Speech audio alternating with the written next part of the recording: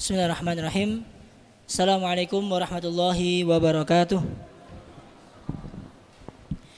Innal hamdalillahi nahmaduhu wa nasta'inuhu wa nastaghfiruh. Wa na'udzu billahi min syururi anfusina wa min sayyiati a'malina. May yahdihillahu fala mudhillalah wa may yudlilhu fala hadiyalah. Asyhadu an la ilaha illallah wahdahu la syarikalah. Wa asyhadu anna Muhammadan abduhu wa rasuluhu la nabiyya wa la rasula ba'dah. Rabbi shrah lana sudurana wa yassir lana umurana wahlul 'uqdatam min alsinatina yafqahu aqwalana. Bapak-bapak, ibu-ibu, jamaah salat maghrib rahimakumullah. Allah Subhanahu wa taala berfirman dalam surat Ibrahim ayat 7, la in syakartum la azidannakum wa la in kafartum inna adzabi lasyadid. Allah Subhanahu wa taala memberikan petunjuk kepada kita semuanya selaku hambanya untuk senantiasa meningkatkan rasa kesyukuran dan bukan meningkatkan rasa keluh kesah, ngedumel dan sebagainya. Karena ketika seorang hamba meningkatkan rasa kesyukurannya, janjinipun Gusti Allah napa Mas? La azidannakum, akan ditambah. Jadi ketika kita itu menginginkan tambahan kenikmatan, kuncinipun boten kakean ngeluh niki Pak. Tapi napa dikatai rasa syukur. Karena ternyata ketika kita melihat ke dalam kehidupan kita masing-masing, ternyata kenikmatan Allah bagi kita semuanya luar biasa banyaknya. Ternyata apa yang Allah berikan itu bahkan sebelum kita minta sampun diparingi. Maka tentu bukan hanya sekedar mengucapkan alhamdulillah, tapi harus diikuti dengan wujud kesyukuran yang lain, yaitu tema ketaatan kita kepada Allah Subhanahu wa taala. Kita meningkatkan ketaatan kita kepada Allah karena nikmat yang telah Allah berikan. Dan salah satu wasilah dari ketaatan tersebut adalah thalabul ilmi, menuntut ilmu. Sehingga kalau kalian panjenengan mengetahui mana yang halal, mana yang haram, mana yang harus kita kerjakan yang merupakan kewajiban, mana yang merupakan haram untuk dilakukan dan kita akan meninggalkannya semata-mata untuk menggapai ridha Allah Subhanahu wa taala.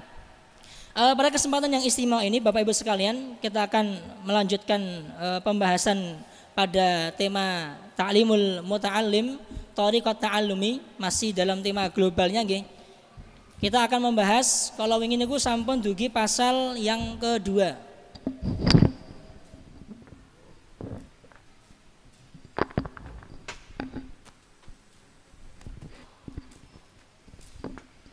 Kemarin kita telah sampai pada tema pasal yang kedua, yakni mengenai niat dalam thalabul ilmi.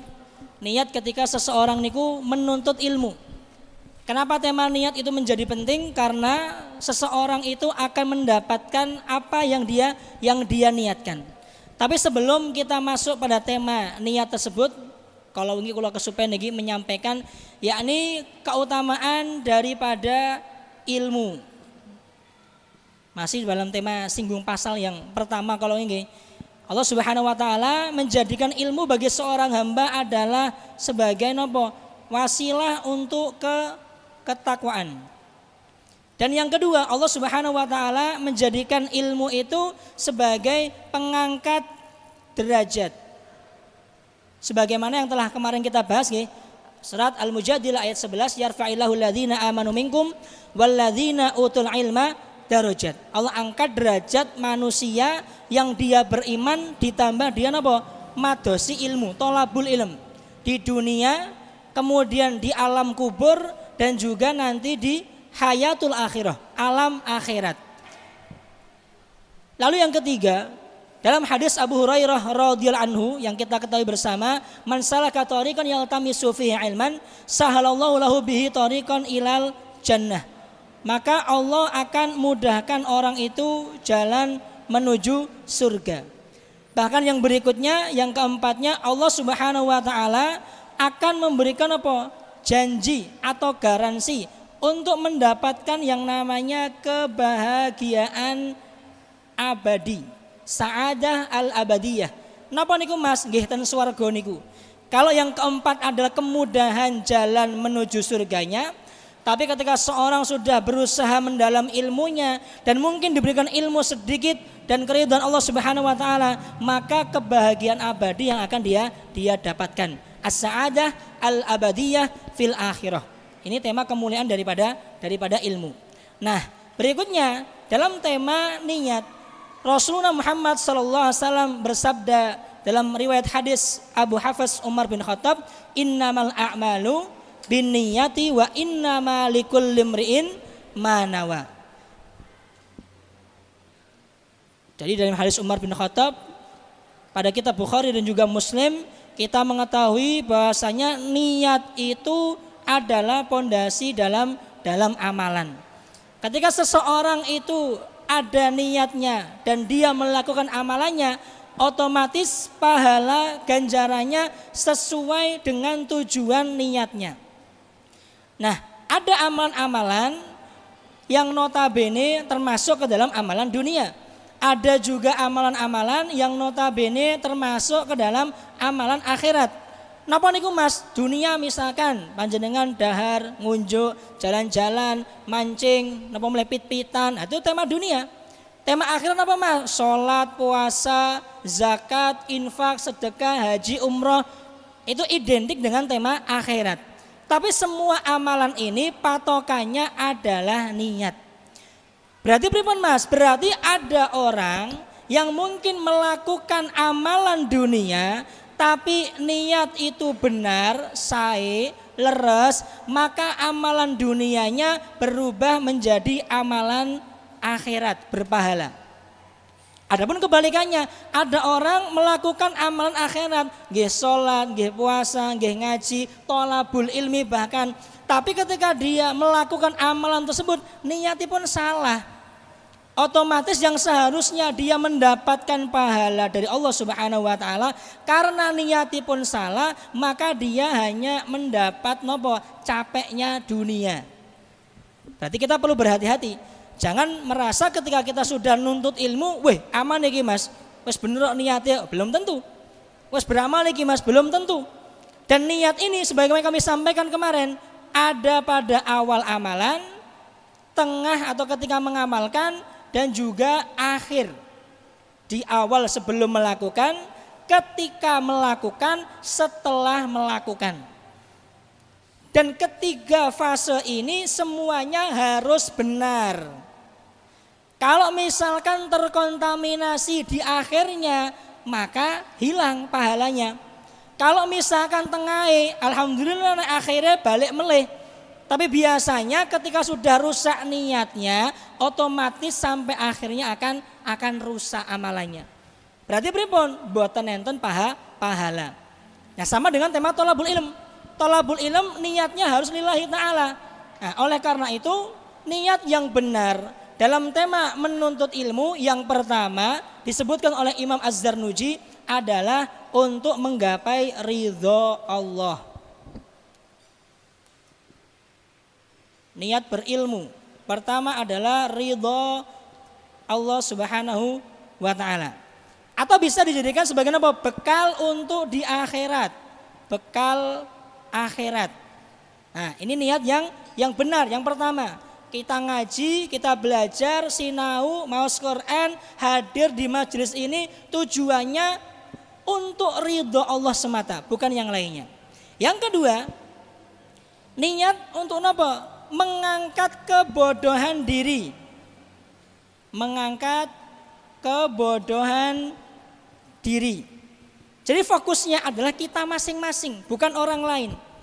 Kenapa ketika orang menuntut ilmu menjadi bermasalah? Karena ketika fokusnya bukan untuk dirinya sendiri, tapi ndudeng kancane. Nah, ini jadi masalah. Maka dikatakan oleh Imam Malik bin Anas, beliau mengatakan bahwasanya ketika seseorang itu menginginkan belajar yang benar, contoh dong para ulama salaf kita dulu. Kanu yata'allamunal ilma li anfusihim. Mereka para ulama terdahulu ketika ngaji belajar fokusnya adalah diri sendiri. Merefleksi diri sendiri. Menjadikan kaca perbandingan untuk dirinya sendiri. Bukan untuk nyikut kanan kiri ndudeng kono kene mboten. Fokusnya apa? Aku iki jek bodoh, sinau ben bodone ilang. Itu niat yang benar. Nah, permasalahannya akan muncul kalau misalkan niat ini bukan untuk dirinya sendiri. Kalau Allah berikan taufik, Allah berikan kemudahan, mungkin keluarganya akan ikut mengilmui, mungkin masyarakatnya akan ikut mengilmui. Tapi itu napa bonus dari Allah Subhanahu wa taala. Dan tidak semua orang diberikan napa kemampuan itu. Tapi yang paling utama adalah kita belajar, kita thalabul ilm adalah mengangkat kebodohan diri kita masing-masing. Yang nomor 3, wujud kita mensyukuri nikmat. Nah, di awal tadi kami sampaikan satu ayat Al-Qur'anul Karim mengenai apa? Tema kesyukuran, la in syakartum la azidannakum. Allah Subhanahu wa taala telah memberikan kita nikmat apa? Berupa akal. Allah Subhanahu wa taala berikan kita nikmat berupa apa? Kesehatan. Maka wujud kita mensyukuri akal dan sehat ini napa Mas? Thalabul ilm. Kita ngaji. Kita gunakan akal ini untuk mendalami isi Al-Quran. Kita gunakan akal ini menyelami isi hadis Nabi. Kita gunakan badan kita ini, kesehatan ini untuk menyelami bagaimana beramal yang benar. Kita gunakan semua yang Allah berikan untuk ketaatan. Itu namanya wujud kesyukuran. Maka niat yang benar yang ketiga adalah dengan kita diberikan Allah Subhanahu wa taala nikmat akal dan juga kesehatan, kita bersyukur dalam bentuk menuntut ilmu. Nah, yang keempat dan kelima adalah menjaga keberlangsungan syariat Islam secara umum. Karena memang untuk menyampaikan risalah mulia ini mau tidak mau ya kitalah agen dakwahnya. Ud'u ila sabil rabbika bil hikmah. Kita diminta oleh Allah Subhanahu wa taala menyeru agen dakwah. Tentu sesuai dengan kemampuan masing-masing. Ada yang Allah berikan kemampuannya menyampaikan di depan banyak seperti ini. Ada yang dia hanya mampu untuk keluarganya sendiri. Ada yang dia mampu cuma berdua doang. Dia mboten apa-apa. Fattaqullaha mastata'tum. Sesuai dengan kemampuan masing-masing. Karena sejatinya ketika kita misalkan memiliki akhlakul karimah, orang-orang yang tidak pernah ngaji Quran, tidak pernah ngaji hadis, yang tidak tahu kitab Bukhari, yang tidak tahu kitab Muslim, melihat ada Muslim akhlaknya luar biasa, tutur katanya, sopannya Masya Allah, kepada orang tuanya luar biasa, akan terketuk hatinya melihat perbuatan dari orang ini. Nah, ketika dia mendekati, loh Mas kok jenengan ngeten-ngeten, oh ternyata itu perintah Allah, perintah Rasulullah, maka dia juga menjadi terkena dampak dakwahnya. Tapi nggak salah kalau misalkan kita menggambarkan Islam hanya dari muslimnya saja. Karena memang nggih kata muslim sing napa Pak? Embel-embel KTP mawon niku nggih kata. Maka perlu kita mempelajari lebih dalam mengenai syariat Islam sehingga ketika kita menyebarkan risalah Nabi Muhammad itu kita menyebarkan dengan cara yang benar. Mas, lah kalau niat yang salah bagaimana? Nah, niat yang salah ketika thalabul ilm dan biasanya menjadi penghalang hampir semua manusia. Yang pertama adalah tema dunia. Tema dunia. Atau yang kedua tema manusia. Orang thalabul ilm niatnya untuk apa? Perihal dunia. Orang thalabul ilm niatnya apa? Supaya disebut ustadz, supaya disebut qari, supaya disebut apa? Alim ulama. Niki salah. Pujian manusia. Jadi ketika seseorang thalabul ilm kok niatipun donya, niatipun manusia, dari pujiannya, apresiasinya, keplok-keplok misalkan nek ra nek sing ngeploki aku ora sida sinau. Nah, ini niatipun apa Pak? Salah kaprah. Otomatis likul limriin manawa. Dia hanya mendapatkan apa yang dia niatkan. Kalau niatipun dunia, maka mungkin dia dapat dunia, tapi yang enggak seberapa. Sebagaimana setelah Allah takdirkan. Tapi tema akhiratnya dia tidak dapat sama sekali. La nasibalahum, la khalaqalahu. Dia tidak dapat jatah di akhirat. Kenapa enggak dapat Mas? Karena niatnya hanya untuk apa Bu niki? Dunia. Niatnya hanya untuk apa? Manusia. Maka tema beribadah itu umumnya diberikan dua ketentuan supaya amalan itu diterima. Yang pertama akhlasuhu, yang kedua aswabuhu. Napa niku Mas? Akhlasuhu berarti napa niki Pak? Ikhlas. Aswabuhu dari kata-kata sawabun. Sawabun itu benar. Benar napa Mas? Sesuai tuntunan Rasulullah Muhammad sallallahu alaihi wasallam.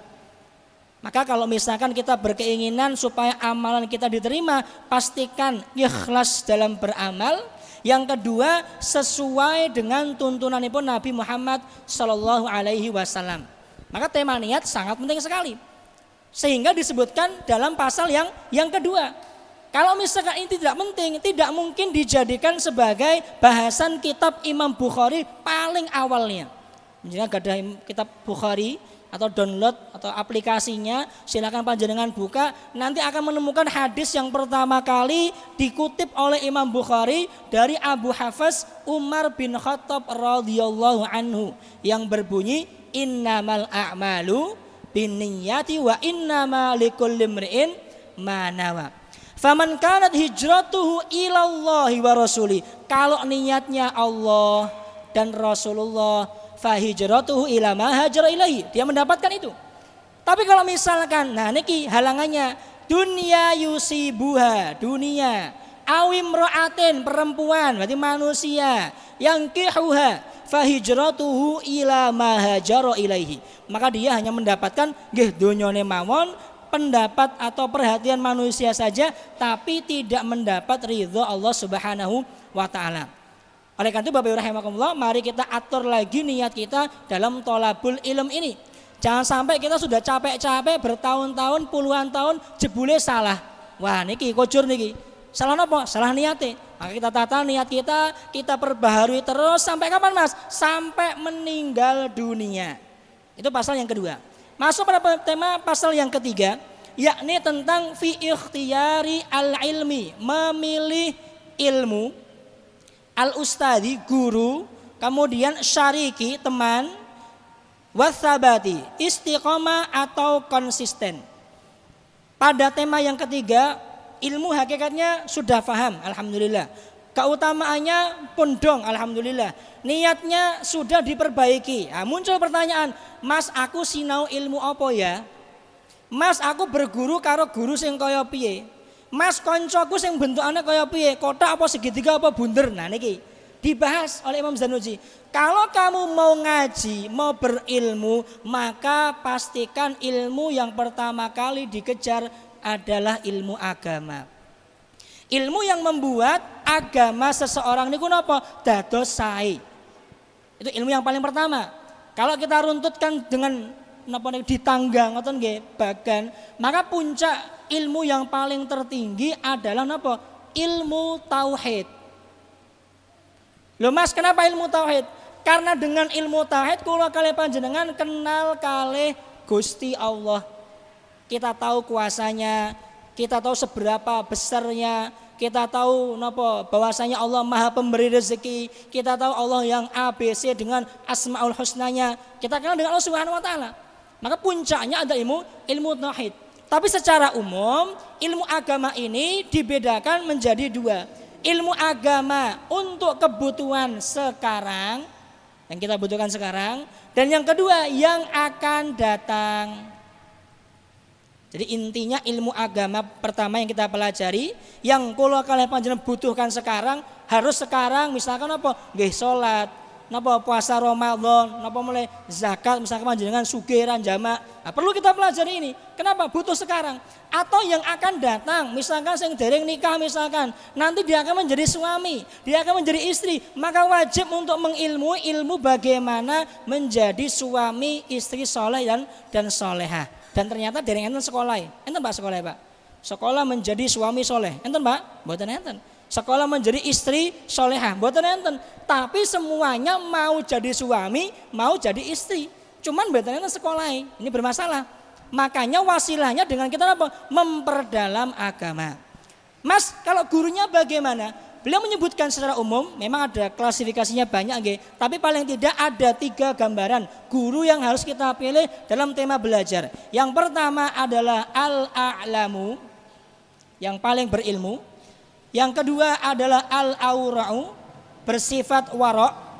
Yang ketiga adalah al-asannu, yang dia telah berpengalaman. Sinun bukan umur, tapi dia telah lama berjibaku dalam ilmu. Jadi ketika kita sudah memutuskan untuk hadir mengikuti kajian dalam tafaqquh fiddin, pastikan gurunya adalah orang yang berilmu. Pastikan gurunya bukan hanya sekedar berilmu, tapi dia juga mengamalkan ilmunya. Warok niku napa Mas? Warok itu artinya dia menjauhkan diri dari tema kemaksiatan atau bahkan perkara yang samar-samar. Karena ada orang-orang yang berilmu, yang punya ilmu, tapi napa? Dia tidak mengamalkan apa yang dia ilmui. Ngekon salat dhek malah ra salat. Kon poso gur melu buka karo napa Pak? Sahure tok. Niku nggih enten. Maka tema al-aura'u adalah al-fuqaha al-amilun. Para fuqaha, para ulama yang dia mengamalkan ilmu yang dia pelajari. Karena ada hadis Nabi SAW yang menggambarkan orang menyeru pada kebaikan, dia meninggalkan kebaikan. Orang melarang berbuat kemaksiatan, dia malah melakukan kemaksiatan. Akhirnya pripun Mas? Nyemplung neraka.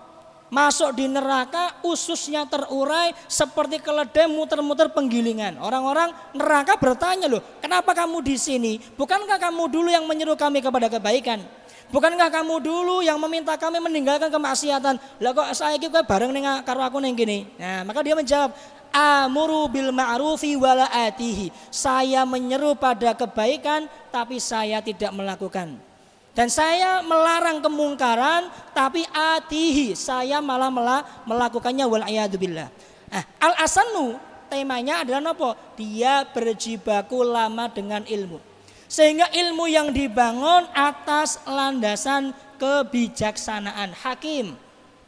Mengetahui perbedaan pendapat di antara para ulama, mengetahui luasnya ilmu khazanah keilmuan, sehingga ketika menyampaikan pembahasan tidak kagetan, tidak gagap, melihat ada yang kunut dan tidak kunut misalkan, ada yang begini, ada yang begitu, memang ada pembahasan fikihnya. Nah ini kita perlu yang seperti ini, sehingga ketika menyampaikan secara gamblang, oh ini begini, ini begini. Dan itu hanya bisa muncul ketika seseorang sudah lama thalabul ilmi. Ini tema yang guru. Kemudian tema yang teman, Mas, kenapa tema teman itu sangat penting? Loh nggih, Nabi Muhammad SAW bersabda, mathalul jalisis saleh wa jalisis sau. Dalam hadis riwayat Abdullah bin Mas'ud dikatakan, perumpamaan orang yang berteman dengan teman yang baik dan teman yang buruk. Napa niki Pak? Berteman dengan teman yang baik seperti penjual parfum.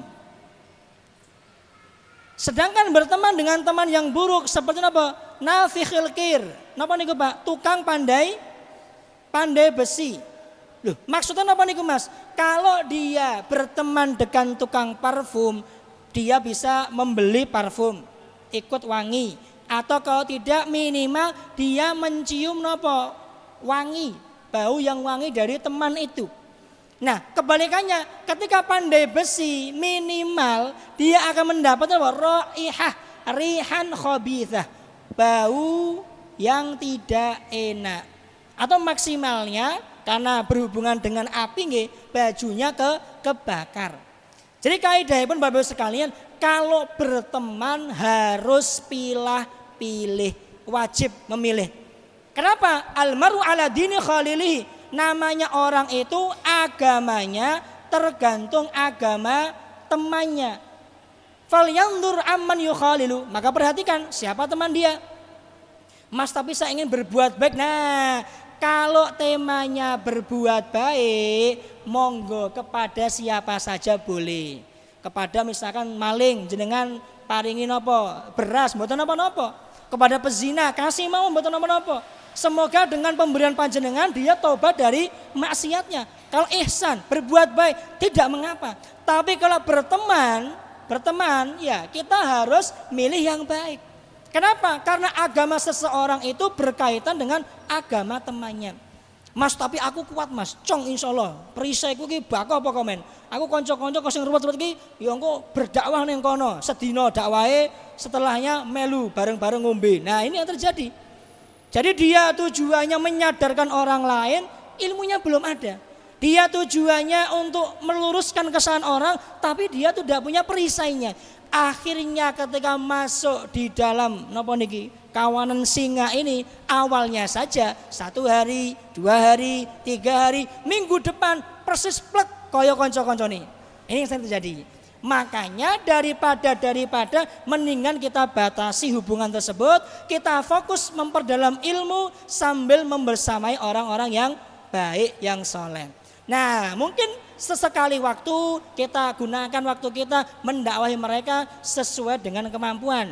Tapi kalau temanya berbuat baik, monggo kerso, silahkan kepada siapa saja tidak mengapa. Ini bedanya nggih antara berteman dan juga apa Pak?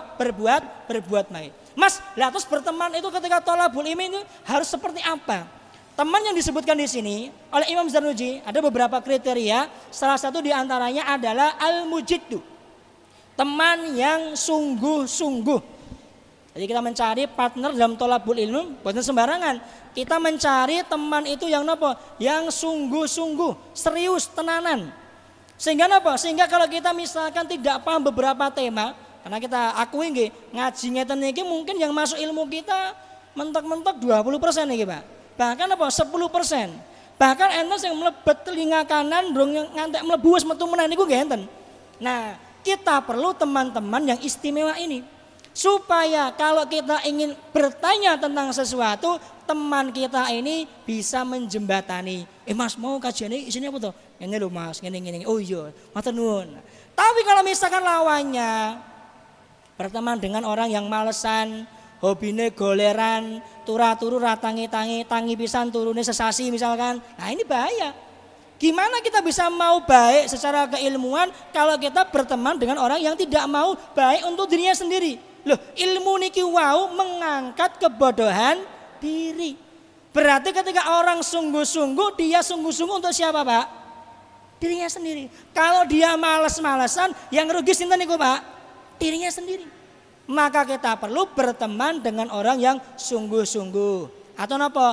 Tabiat lurus, akhlaknya baik, tutur katanya baik, orangnya ndak tipu-tipu apa adanya. Atau mutafahim apa? Perhatian. Misalkan kita niku lagi males, lagi lesu, tiba-tiba juga ngampiri nggo motor, ayo mangkat kajian. Perhatian.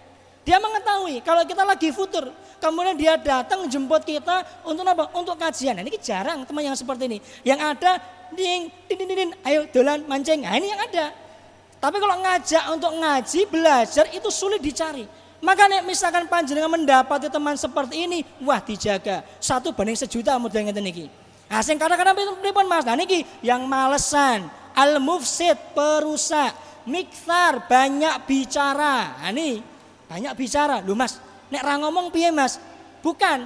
Temanya banyak bicara di sini adalah banyak bicara tapi napa Pak? Kosong isinya. Gampangane ngedobol. Nah niku.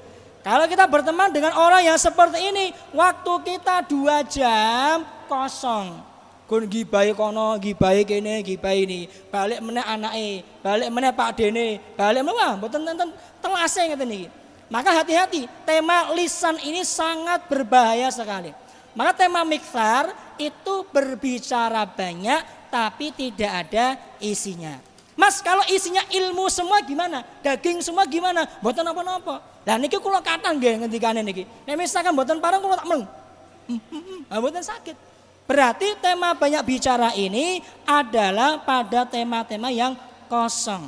Tidak ada ilmunya atau naudzubillahi min dzalik dalam tema kemaksiatan. Dan teman yang tidak boleh ditemani juga ada namanya apa? Teman yang tukang fitnah atau teman yang perusak niku enten, di mana dia berpijak di situ lingkungannya rusak. Nah, niku nggih enten. Kita jauhi teman yang seperti ini. Bukan hanya untuk keselamatan agama kita, tapi bahkan untuk apa? Lingkungan kita juga agar selamat. Nah, kemudian beliau menukil salah satu perkataan atau syair dari Imam Asy-Syafi'i. mengenai tema dalam thalabul ilmi. Lan tanalal ilma illa bisittatin sa'unbika an majmu'iha bi bayani dzaka'in wa hirsin wastibarin wa bulghatin wa irsyadi ustadin wa tuli zamani. Kalau kamu mau dapat ilmu maka ada 6 perkara syaratnya. Yang pertama zaka, kecerdasan. Al-hiras, keinginan yang kuat. Istibar, kesabaran. Bulghatin, bekal, sehat atau uang misalkan. Irsyadi ustadin, petunjuk dari seorang guru. Watulu zamanin, waktu yang lama. Kalau mau mendapat ilmu, pertama kecerdasan. Imam Syafi'i ini kirang cerdas napa Pak? Beliau sampai dalam riwayat disebutkan kalau mau menghafalkan buku, lembarannya ditutup sebelahnya. Kenapa? Kalau ikut kebaca langsung apal. Anek kula kali panjenengan dibuka pentelengi sedina rong dina seminggu ya ora apal-apal. Ini beda Imam Syafi'i. Meskipun begitu beliau mboten goleran. Beliau tidak main-main dalam belajar. Tapi apa? Mengatakan kalau mau dapat ilmu harus menggunakan kecerdasannya dengan baik. Tsumma al-hirsu, keinginan yang kuat, azimah. Bagaimana saya ini biar mendapatkan ilmu? Kenapa ilmu itu penting bagi saya? Siapa yang butuhkan ilmu? Oh, ternyata ilmu ini kebutuhan. Nah, namanya butuh ini kok nggak dicari. Kenapa ya? Kita membutuhkan. Kalau tidak ada, pindah ke tempat lain dicari. Tidak ada lagi, pindah lagi. Sampai gimana caranya ilmu kita dapatkan. Itu namanya apa? Hirs. Udan, terus Masya Allah. Alhamdulillah. Allahumma shayban nafi'an. Tapi mau ngaji, mau belajar. Dia berangkat ke sini. Ngangge mantol, ngangge payung, dan lain sebagainya. Puana sing ngentang-ngentang. Dia dugi meriki. Kenapa? Karena dia yang membutuhkan ilmu. Nah ini azimah harus kuat ini. Keinginannya harus kuat. Kemudian kesabaran. Namanya belajar itu harus apa Pak? Sabar. Sekali datang 2, 3 kok yo ora iso Mas, nggih mboten apa? Lanjut kemawon. Sabar dalam mencatat, sabar dalam menulis, sabar membeli bukunya, sabar memulai. Oh kata niki, sabar ketemu diunek-uneke ustadz misalkan, nggih sabar. Itu termasuk dalam tema thalabul ilm. Kemudian bekal. Kita perlu uang, perlu harta kekayaan, kita perlu persembahkan apa yang kita punya untuk thalabul ilm. Para ulama kita bukan hanya dirinya dikorbankan, rumahnya pun dijual untuk nuntut ilmu. Para ulama kita harta kekayaan dijual untuk apa? Pergi ke sana kemari, lalu lalang seantero dunia untuk mencari bahkan cuma satu hadis. Kula kali panjenengan ngontele mriki dugi, Masya Allah. Pakai motor nggih dugi, mobil mboten sama mobil, ngesen niki dugi mriki. Ngoten nggih cek malesan, wah kebangetan nek niki. Nah, maka kita perlu memahami bahwasanya dalam thalabul ilm membutuhkan bekal, harta, dikorbankan. Mas, engkau sia-sia? Tidak ada yang sia-sia. Setiap yang panjenengan berikan, misalkan panjenengan nyatet, nulis nopo, oh ustadznya tulisannya apa kayak kok ora kecetha, misalkan ngoten niku. Ditulis kemudian semuanya. Kemudian dibaca lagi, diulang lagi. Setiap panjenengan menulis, Allah tuliskan kebaikan. Ada ganjarannya, ada gantinya. Nek saking kula mboten saged napa-napa, lemah terus niki. Gusti Allah sing balas, tapi memang begitu. Jadi apa yang panjenengan korbankan, persembahkan, maka sebanyak itu pula nanti yang akan panjenengan dapatkan. Kemudian guru, irsyadi ustadin. Atau perkataan yang lainnya, suhbatu ustadin. Kedekatan kita dengan seorang guru atau petunjuk dari sang guru. Mas, kenapa kita membutuhkan petunjuk guru? Karena sang guru ini sudah mengetahui ilmu mana yang paling utama untuk kita pelajari, bagaimana metodologinya, apa yang kita awali, mana yang kita akhirkan, mana yang perlu kita maksimalkan, apa halangan, rintangan, membentang yang menjadi masalah kita. Nah ini Allah, mereka tahu ulama kita. Sehingga ketika kita ngaji belajar, mendapati halang rintangan, sudah ada solusinya. Syekh, Ustadz ini gimana? Saya mendapati begini-begini, oh aman. 1 solusi, 2 solusi, 3 solusi. Kenapa? Beliau sudah pengalaman. Dan yang terakhir adalah waktu yang lama. Belajar ilmu tidak bisa instan, Bapak Ibu rahimakumullah. Abdullah bin Mubarak mempelajari tema adab niku selama 30 tahun.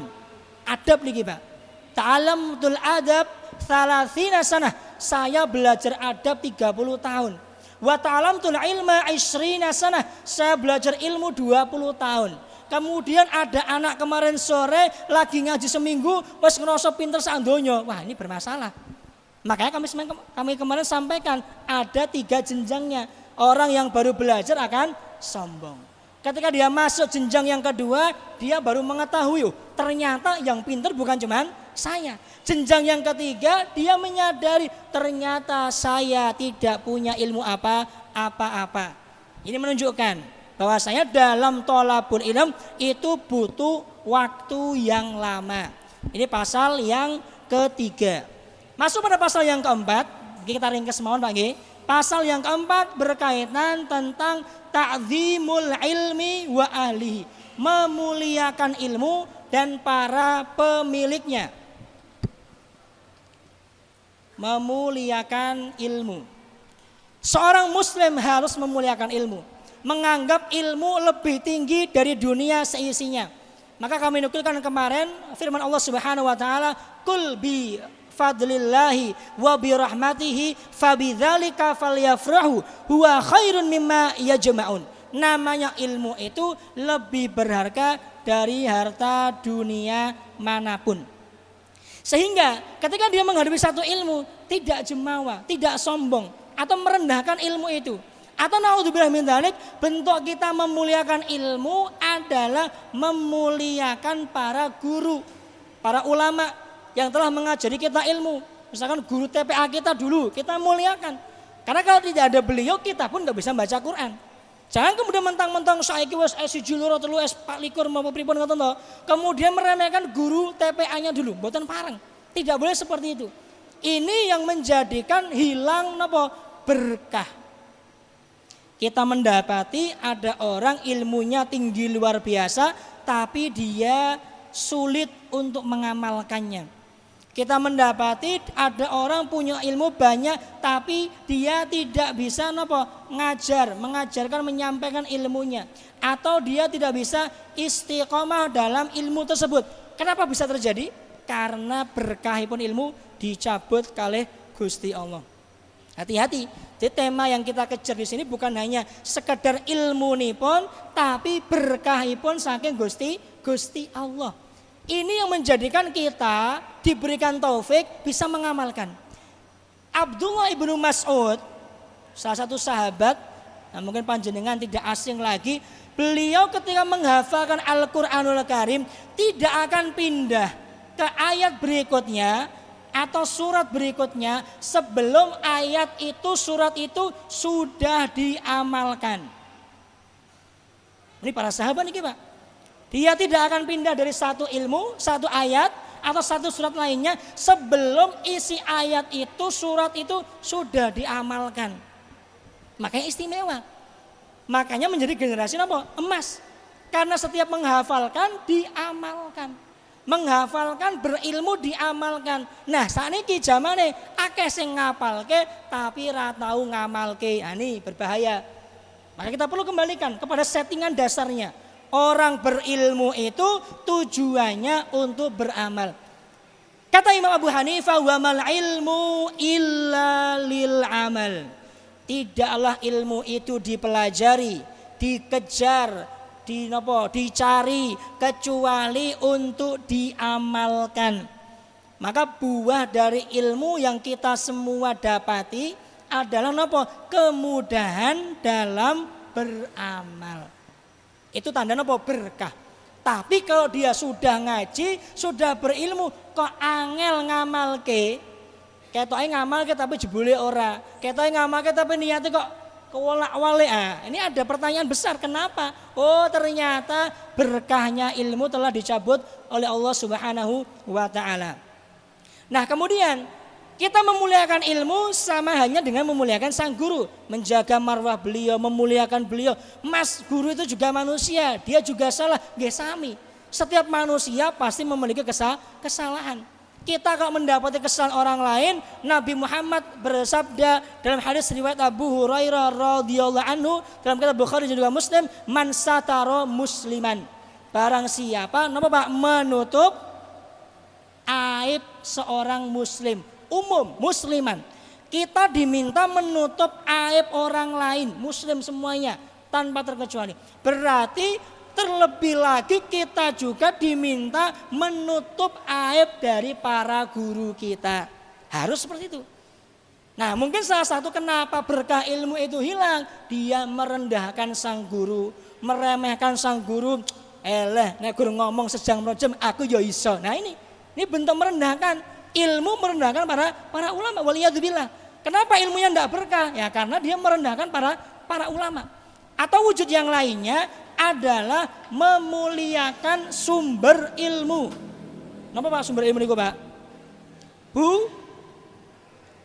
Buku, memuliakan buku. Nah, ini sangat jarang sekali kita dapati sekarang. Orang kalau mau beli buku dibanding dinggo dolan, milih duitnya dinggo dolan daripada membeli buku. Mas, buku regane piro, Mas? 100.000, Mas. Larangan buku apa kuwi? Diobong-obong ora. Nah, ini ketika 100.000 digunakan untuk thalabul ilm, dia mempertanyakan. Tapi ketika tema 100.000 ini digunakan untuk healing dan lain sebagainya, lah kok bahagia? Nah, berarti kemuliaan dalam tema buku masih kurang. Bagaimana meletakkan Al-Quran, menata bukunya bagaimana, naruhnya seperti apa, susunannya bagaimana, itu semua dibahas oleh para ulama kita. Sehingga memuliakan ilmu salah satu wujudnya adalah dengan memuliakan apa? Buku.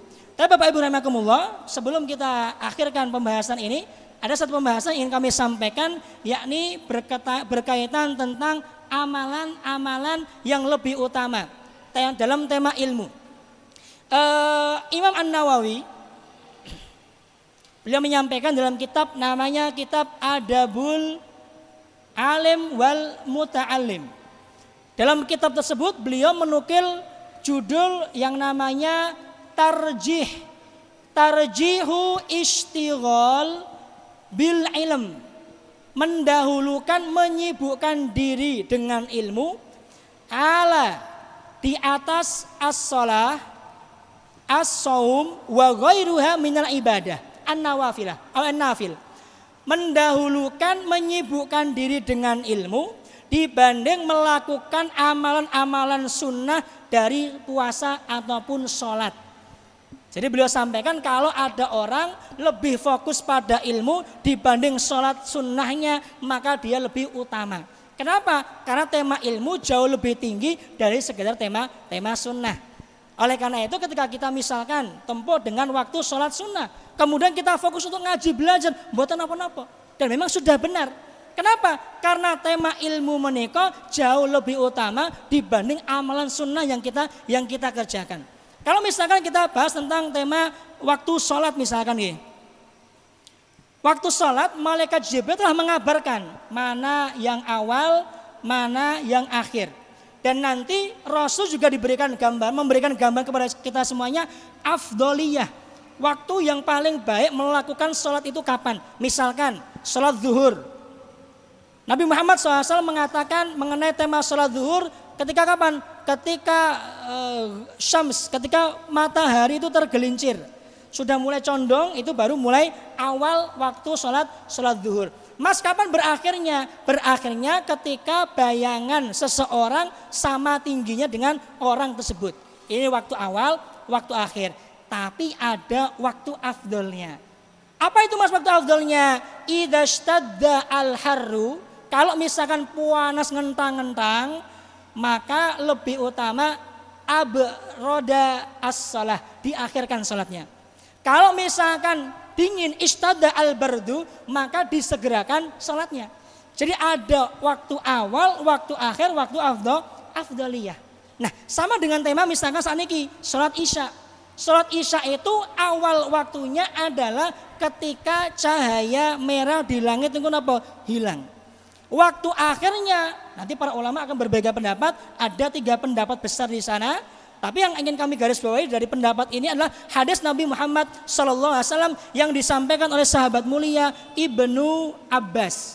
Beliau mengatakan, laula an asyukka ala ummati la amartuhum bis salati hadis sa'ah. Kalau tidak memberatkan umatku untuk mereka, maka akan saya wajibkan melakukan sholat isya pada jam ini. Yang ketika itu sudah masuk sepertiga awal malam. Karena sahabat mengatakan, nama an-nisa'u wal wildan, ya Rasulullah, ibu-ibu, anak-anak sudah pada tidur, kita belum sholat isya. Nah, baru kemudian Rasul keluar mengatakan, laula an asyukka ala ummati la amartuhum bi sholati hadis sa'ah. Menandakan bahwasanya yang namanya sholat isya itu afdoliyahnya dikerjakan di akhir. Kenapa? Karena memang fadilah yang Allah hadirkan melalui Rasulullah Shallallahu Alaihi Wasallam. Mas, kan kita ingin melakukan sholat sunnah rawatib. Nah, kita kenalan dulu. Sholat sunnah rawatib itu kapan saja? Hadis Abdullah ibnu Umar dalam kitab Sahih Bukhari mengatakan, hafidtu min Rasulillahi asra raka'atin. Saya menghafalkan sholat rawatib dari Nabi ada 10 rakaat. Raka'ataini qabla dzuhri wa raka'ataini ba'daha. Raka'ataini ba'dal maghribi, raka'ataini ba'dal isya'i, raka'ataini qabla sholati subhi. 2 rakaat sebelum zuhur, 2 rakaat setelah zuhur.